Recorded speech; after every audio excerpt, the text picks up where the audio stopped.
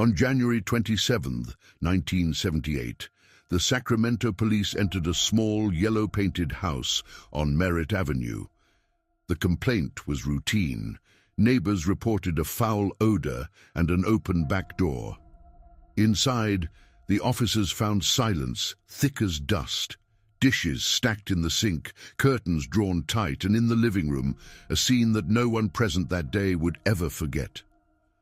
The body of Evelyn Miroth, 38, lay on the bedroom floor beside that of her 6-year-old son, Jason, and her 20-month-old nephew, David Ferrer. The pattern of wounds made no sense at first glance. No forced entry, no robbery, no motive. It was as if someone had performed a grotesque ritual rather than a murder. The television still murmured in the corner, playing an afternoon cartoon. Detective Bill Roberts, who led the initial response, later wrote, "It was sterile and chaotic at once, like a surgery gone mad. Blood had been drawn, not spilled.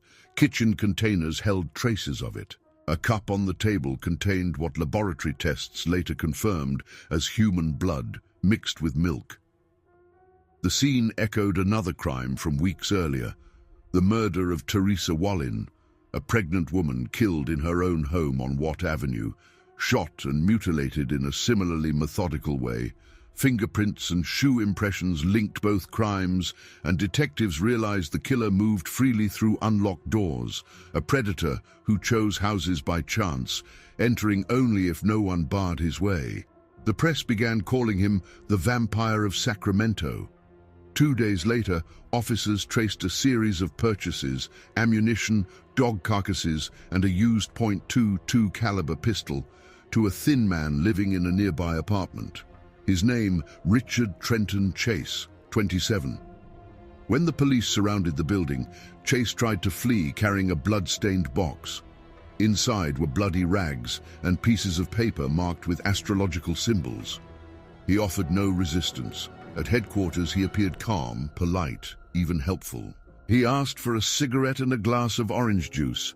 "I know why you're here," he said quietly. "Because of the blood." Forensic teams later confirmed DNA and ballistic matches to all 6 murders committed between December 1977 and January 1978. His refrigerator contained body parts wrapped in plastic. His blender smelled of iron and salt. The calm arrest ended one of California's shortest yet most terrifying murder sprees. 28 days of randomness and ritual, guided by a mind consumed by delusion. Richard Trenton Chase was born on May 23, 1950, in Sacramento, California, the first child of a strict and troubled family. His father, Richard Sr., a computer engineer, ruled the house with discipline bordering on violence. His mother, Beatrice, battled depression and paranoia, often accusing her husband of infidelity and poisoning her food. The home was silent, immaculate, and hostile, a place where fear replaced conversation. By age 5, Richard showed the first signs of detachment. He wet the bed, tortured small animals, and played alone for hours, dissecting insects. Teachers described him as pale, distracted, unreachable. At 10, his parents' marriage collapsed under constant accusations and police calls. Richard began to retreat into a private world where bodies and decay became objects of fascination rather than disgust. During adolescence, the symptoms sharpened. He developed hypochondria and believed his heart sometimes stopped beating. Doctors found nothing wrong. At age 15, he began to claim his blood was turning to dust, a delusion that would dominate his adult life. He was treated briefly for anxiety, but his parents, ashamed of the diagnosis, ended therapy early. When he left high school, Chase moved through a series of cheap apartments, surviving on odd jobs and marijuana. Friends noticed he avoided sunlight and mirrors, insisting that his veins were collapsing. He began killing rabbits and drinking their blood, convinced it could restore him. By 1973, his mental illness had advanced into paranoid schizophrenia. auditory hallucinations, disorganized speech, and delusions about secret government plots. In 1975, he was admitted to a psychiatric facility after injecting rabbit blood into his veins, believing it would save him from poisoning. Hospital records describe him as pleasant but detached, with persistent vampiric preoccupation. He was given antipsychotics and, for a time, stabilized. Doctors noted improvement and, in 1976, declared him non-violent. He was released to the care of his mother. It proved disastrous. She stopped his medication, convinced the drugs made him worse, and helped him rent a small apartment on Watt Avenue. There, Chase's delusions returned with precision. He dissected animals in the bathtub, stored organs in the refrigerator, and read anatomy manuals late into the night. Neighbors complained of odors. Police dismissed them as bad plumbing. In his notebook, later recovered by investigators, he wrote, "Blood is life. Without it, the machine stops." The following year, the machine inside him would stop pretending to be human. On December 29, 1977, Sacramento awoke to its first encounter with the man newspapers would soon call the vampire. That morning, Ambrose Griffin, a 51-year-old engineer, was helping his wife unload groceries when a single .22 caliber bullet tore through his chest. The car that fired it, a brown 1966 Ford Ranchero, never stopped. To investigators, it looked like a random drive-by shooting, one of many senseless crimes that marked the end of the year. But ballistics would later show that the weapon, a .22 caliber semi-automatic pistol, would reappear at every scene that followed. Witnesses described the shooter as thin, pale, with sunken cheeks and trembling hands. He didn't speed away, he simply drove off, slowly, almost dreamlike. Richard Chase had killed his first human being. For weeks before that day, he had been preparing, though not consciously. He kept notebooks filled with diagrams of hearts and veins, lists of vitamins and minerals, calculations of how much blood a man could lose before death. He believed that by drinking human blood, he could neutralize the poisons that, as he claimed, were drying him from within. Police at that time had no reason to connect the Griffin shooting to any serial pattern. It looked spontaneous. Only later, when Chase described it during interrogation, would its meaning become clear. "I wanted to see if my gun worked," he told detectives. "It did. So I knew the next one would too." In the weeks that followed, Chase began hunting animals again. Dogs, cats, even birds caught in parks. He dissected them with surgical precision, drained them, and stored what he called medicine in jars. His apartment walls were stained with small, dark spatters that no one noticed. By early January 1978, the delusions worsened. He told an acquaintance that he was being followed by men with bone guns, who sucked the marrow out of people's heads. He believed his stomach was turning to powder, that his heart stopped for hours, that only blood could keep his organs alive. The next stage of his ritual, the human experiment, would come soon, without plan or emotion. January 23, 1978. On Watt Avenue, a back door stood unlocked, a habit in a quiet Sacramento neighborhood. Teresa Wallin, 22 and pregnant, had stepped out to take out the trash. When she re-entered the kitchen, a thin man with a .22 caliber pistol was already inside. 2 shots, no words. The cartridge cases on the linoleum would later match a weapon recovered after his arrest. What followed was not a robbery and not a quarrel. It was a ritual, methodical, sterile, and bewildering to seasoned detectives. There were signs of post-mortem violation and crude cutting, but almost no ransacking. A cup on the counter held a reddish mix later identified in the lab. In the sink, a blender that smelled of iron. The scene told investigators that the killer had stayed, organized, and left when he was done, not when he was interrupted. Crime scene unit technicians photographed shoe impressions, glove smears, and a faint, almost childlike attempt to wipe surfaces clean. Ballistics linked the pistol to the earlier street shooting of Ambrose Griffin. The entry choice, an unlocked door, would become the defining feature of the case. Detectives began to warn local stations, keep doors locked, check on neighbors, report strange purchases of ammunition or small-caliber pistols.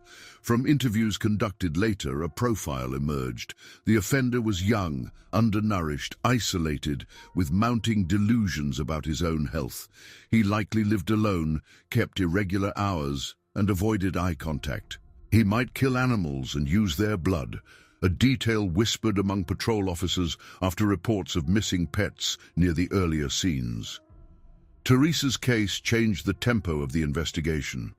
This was no drive-by, no random shot from a passing car. It was entry, control, and lingering, the sign of a man who believed the house itself belonged to him once he crossed the threshold. Detectives canvassed gun shops, pharmacies, and surplus stores. One clerk remembered a gaunt customer purchasing .22 ammunition, rubber gloves, and a holster. Another recalled the same man asking about knives that don't leave a mess. In the days after the murder, Sacramento tightened. Porch lights stayed on, curtains closed earlier. Patrol units doubled back on quiet streets, rolling slow past mailboxes and hedges. The press used a name that had appeared in earlier notes, the Vampire of Sacramento. It sounded like a headline. It also fit the evidence. In his apartment, not yet found, Richard Chase wrote a line in a notebook. "The machine is failing. Only blood restarts it." He slept through the afternoon and woke at dusk, watching the street from behind a blind. 4 days later, he would walk through another open door. January 27th, 1978. The address on Merritt Avenue looked like any other single-story home in the tract. Low fence, quiet yard, an afternoon cartoon murmuring from a living room TV. Inside were Evelyn Miroth, 38, her son Jason, 6, and her 20-month-old nephew David. A family friend, Dan Meredith, 52, had stopped by to check on them. Sometime after noon, a thin man tried the front door. It was unlocked. What happened next lasted minutes. Meredith was shot near the entryway. Jason was attacked as he ran. In the back bedroom, Evelyn was killed with the same .22 caliber pistol used at the earlier scenes. Post-mortem mutilation followed, performed with grim, practiced focus. When the killer left, David was gone. The responding officers found an apartment-level silence. No forced entry, no theft, just a controlled ritual that matched the signature from Watt Avenue. On the kitchen counter stood a cup with traces later identified by the lab. In the sink, a stained blender. The crime scene unit lifted latent prints and collected distinctive shoe impressions. The bullet jackets and casings matched the earlier homicides. The pattern was now a single hand. Witness tips finally converged. A gaunt, pale man seen carrying a box from the house. A rust-colored compact car idling without plates. A thin tenant in a nearby apartment complex who bought cheap ammo and carried a dot. 22 tucked in his waistband. Patrol officers circulated a name from a prior welfare check. Richard Trenton Chase, 27. 2 days later, officers spotted him outside his building. He tried to slip past with a blood-stained box. Inside were rags and papers marked with symbols. The arrest was quiet. At headquarters, he asked for orange juice and a cigarette and spoke in a flat, helpful tone. "You're here because of the blood." A search warrant opened the door to his private logic. In the refrigerator were wrapped remains. In the kitchen, containers with residues later confirmed by forensic chemistry. In a drawer, a .22 caliber semi-automatic pistol, ballistically matched to Ambrose Griffin, Teresa Wallin, and the Merritt Avenue scene. In the bathroom, implements cleaned but imperfectly, carrying microscopic traces that withstood any story he might tell. Detectives traced ammunition receipts, veterinary calls about missing pets, and prior psychiatric holds for delusional behavior. The pattern, unlocked doors, quick shootings, post-mortem exploitation, and liquid remnants, was now complete. Over 28 days, 6 victims, 1 city paralyzed. In interview rooms lit by humming fluorescents, Richard Chase outlined his beliefs. His blood was drying, his organs failing, men with bone guns hunting him. Only blood could keep him alive. Psychiatrists would later document paranoid schizophrenia with severe somatic delusions. Prosecutors would note his organized entry, weapon choice, and flight, all signs of control. The first kill had been a test. Ambrose Griffin proved the gun worked. Teresa Wallin proved a house could be taken. Merritt Avenue proved the ritual had a schedule and an end. When the interviews finished and the evidence bags were sealed, a detective wrote a single line in his report. He walks through open doors. It was both an M.O. and a warning. What made him terrifying was what made him ordinary. When investigators examined the Merritt Avenue apartment after Chase's arrest, they uncovered a ritual so exact that even the most seasoned detectives paused in disbelief. Every object seemed to serve a function: jars, blood-stained utensils, animal remains preserved in the freezer, drawings of organs labeled pump, filter, battery. On a notepad near the bed, Chase had written, "Blood equals power. No blood equals death. Blood from others equals repair." It wasn't poetry. It was the operating logic of his world. The Sacramento Police Department's Criminalistics Division, working alongside the FBI Behavioral Science Unit, documented everything. They found no trophies, no signs of sexual motive, no hatred, only need, cold and systemic. Chase killed because he believed his own body was failing, that his blood was evaporating, that others' blood was his medicine. Dr. Robert Ressler, one of the first FBI profilers, later wrote in his 1980 report, Chase displayed none of the secondary emotions associated with murder. No anger, no excitement, no remorse. The act was functional, a form of sustenance. During interrogation, Chase described his process without emotion. He explained that he entered homes where doors were unlocked because that meant I was invited. Locked doors, he said, were a sign I wasn't wanted. It was a rule, a primitive system of consent that gave structure to his madness. When officers showed him crime scene photographs, he identified them clinically. As one might identify laboratory samples, he spoke of energy transfer, of storing warmth, and of the coldness returning after each act. In later psychiatric evaluations, doctors labeled his condition paranoid schizophrenia with somatic delusions. He was not driven by psychopathy or greed, but by belief, unshakable, self-referential belief that his survival depended on blood. The ritual always followed the same sequence: entry through an unlocked door, quick execution, and methodical post-mortem procedures, all focused on blood retrieval. When pressed on why he targeted pregnant women or small children, Chase answered, because their blood was pure. His notebooks confirmed this hierarchy, columns listing pure, spoiled, warm, and cold. Each term referred not to morality but to perceived chemical value. From December 1977 to January 1978, Chase's life followed a mechanical rhythm. He hunted at dusk, slept by day, and returned to his apartment to record his data. Neighbors often heard him pacing, running water late at night, or talking softly to himself. Once, a neighbor's dog went missing. Another time, a delivery man saw him shirtless in winter, his torso smeared with something dark. Police later reconstructed his movements. He walked miles through Sacramento's suburban grid, selecting houses randomly but obeying the same rule: only unlocked doors. In his own words, if the door's open, they let me in. If it's locked, I move on.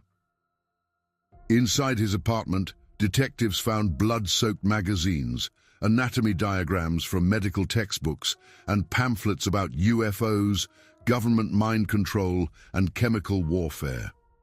He believed the Nazi government had survived underground and was using machines to dry the fluids of selected people.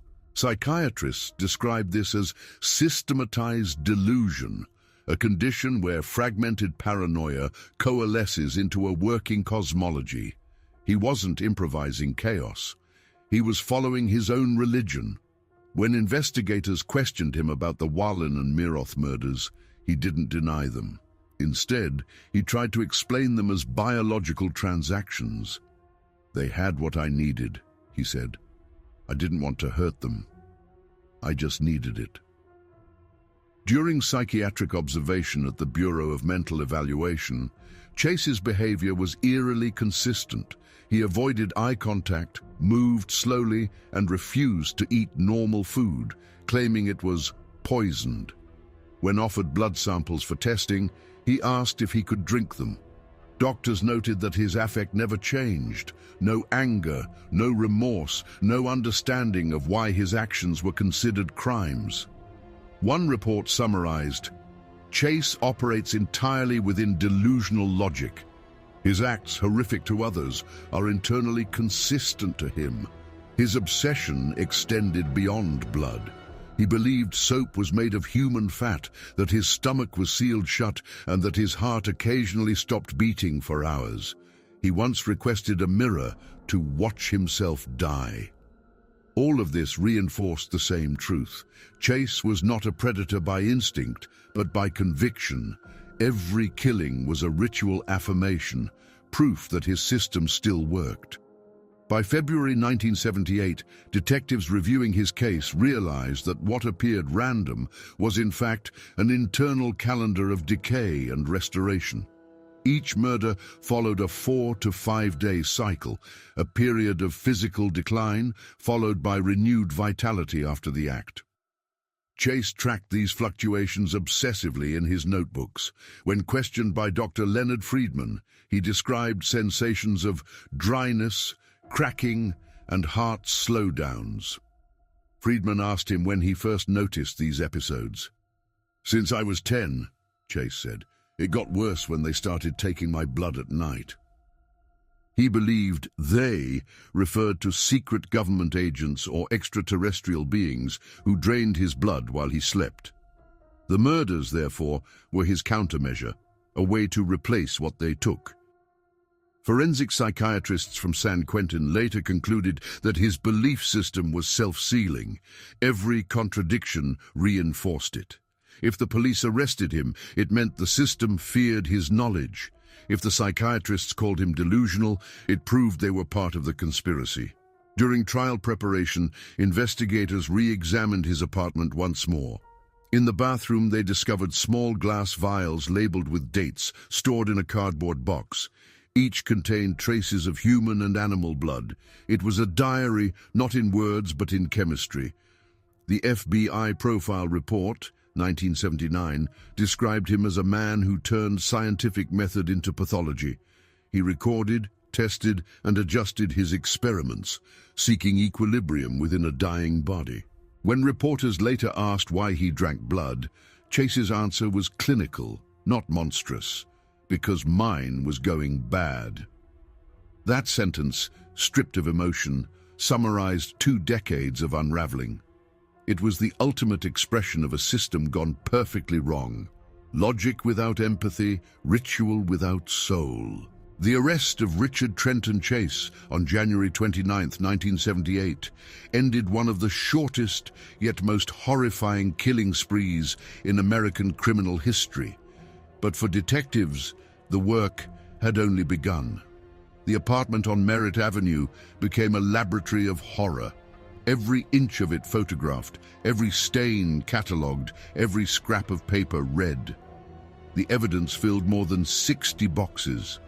Among them, the .22 caliber semi-automatic pistol, blood-stained containers, animal remains, notebooks covered in equations, and fragments of anatomy textbooks.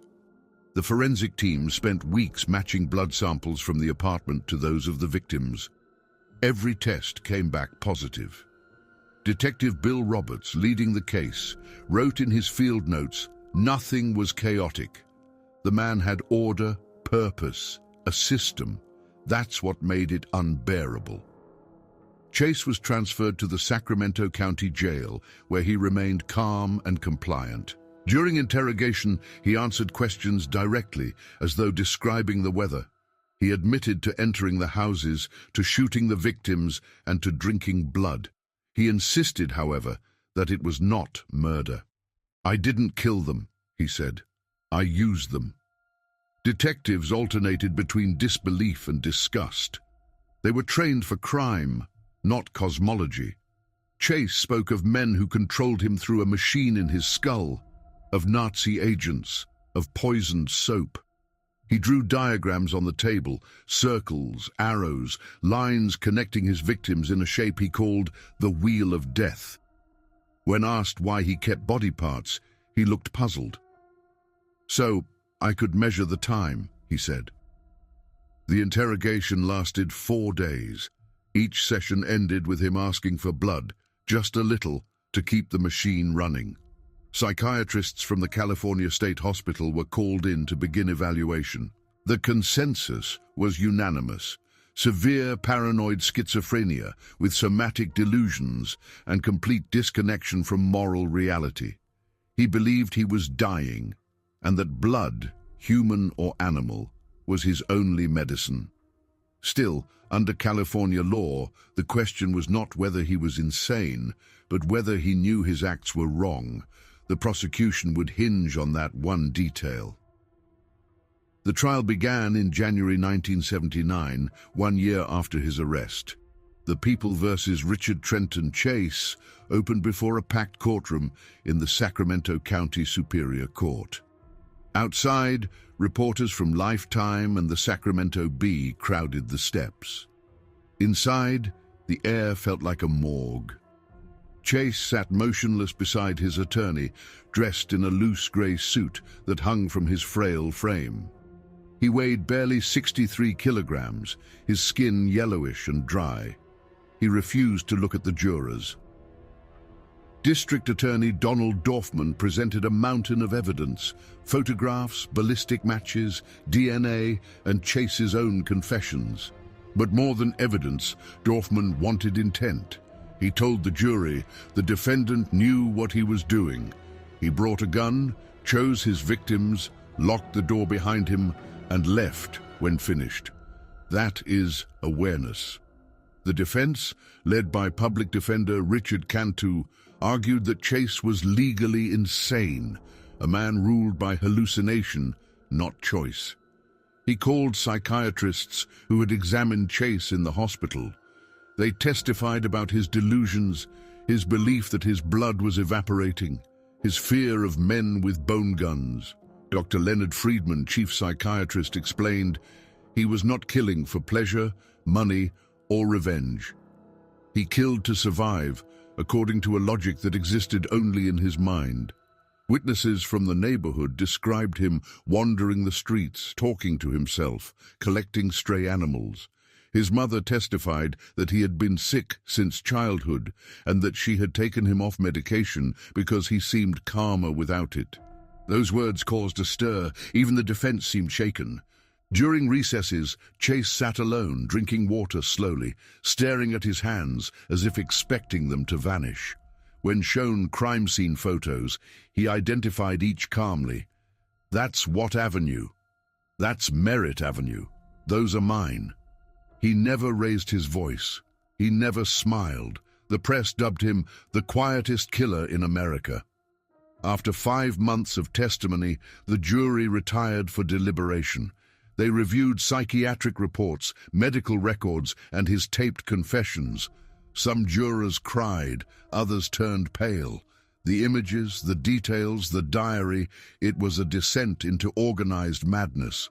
On May 8, 1979, the verdict was read: guilty on 6 counts of first-degree murder. The court rejected the insanity plea. The judge declared that Chase was legally responsible, aware of his acts, and capable of distinguishing right from wrong. He was sentenced to death in the gas chamber at San Quentin State Prison. When asked if he understood the sentence, Chase nodded slightly. "I guess that means I'll stop drying," he said.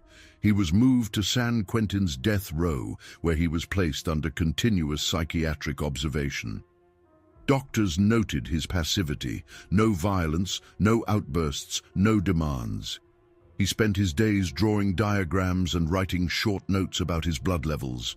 He refused to eat at times, convinced his food was poisoned. Inmates avoided him. They whispered stories that he could stop his heartbeat at will, that his eyes glowed at night. Some called him the vampire, others simply the ghost. Appeals followed, but failed. The California Supreme Court upheld the verdict in 1980, confirming his sentence. Yet the end would not come from the gas chamber.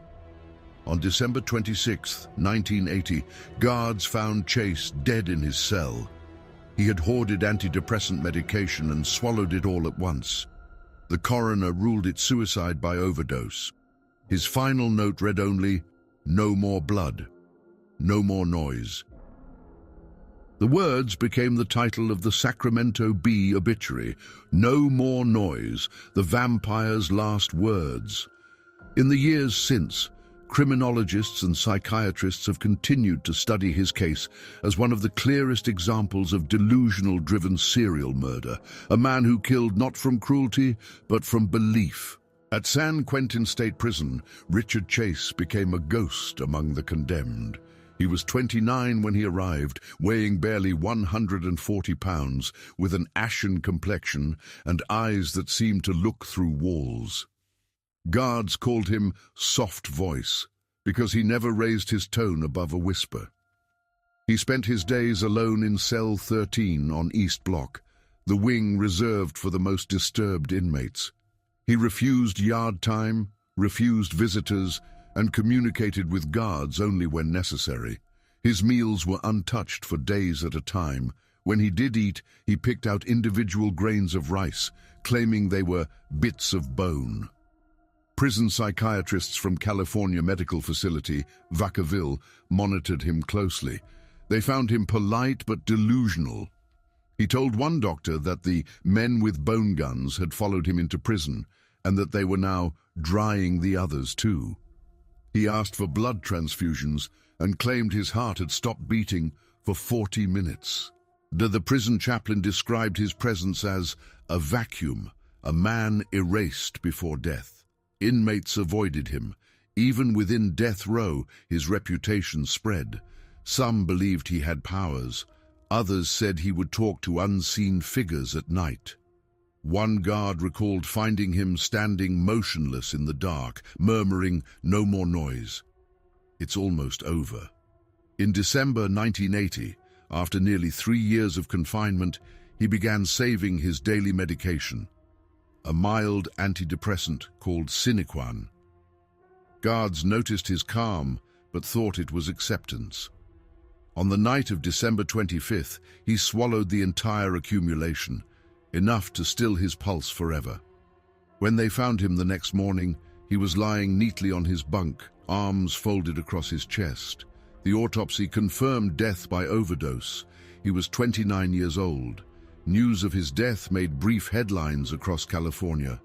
The Sacramento Bee ran a small article under the title, "No More Noise." There were no vigils, no family statements, no visitors to claim the body. The state cremated his remains quietly. Forensic psychiatrists who had studied him continued their work, compiling reports that would shape how American criminology understood delusion-driven murder. Chase's case became a reference in FBI behavioral training, cited by Robert Ressler and John Douglas as a textbook study of disorganized psychosis manifesting through somatic delusion. He was not the intelligent predator like Bundy or Kemper. He was something far colder, a man consumed by the belief that life itself was mechanical, that blood was fuel, and that morality was irrelevant to chemistry. Years later, Criminologist Dr. Catherine Ramsland summarized his pathology. Chase didn't kill out of hatred. He killed because he believed he was dying. The horror was in the logic. His story left a permanent mark on public fear in Sacramento. For months after his arrest, families double-locked doors, and even decades later, older residents recalled that winter as the season of open doors and closed eyes. Inside the archives of the Sacramento County Sheriff's Department, his photographs remain sealed, a pale, tired young man, face expressionless as if already beyond judgment. His notebook, the one recovered from the apartment, ends with 3 words written in shaky ink: "Blood is peace." For the state, his death was closure. For criminology, it was a mirror, proof that horror can come not from rage or cruelty, but from the quiet conviction of a man who believed he was fixing himself.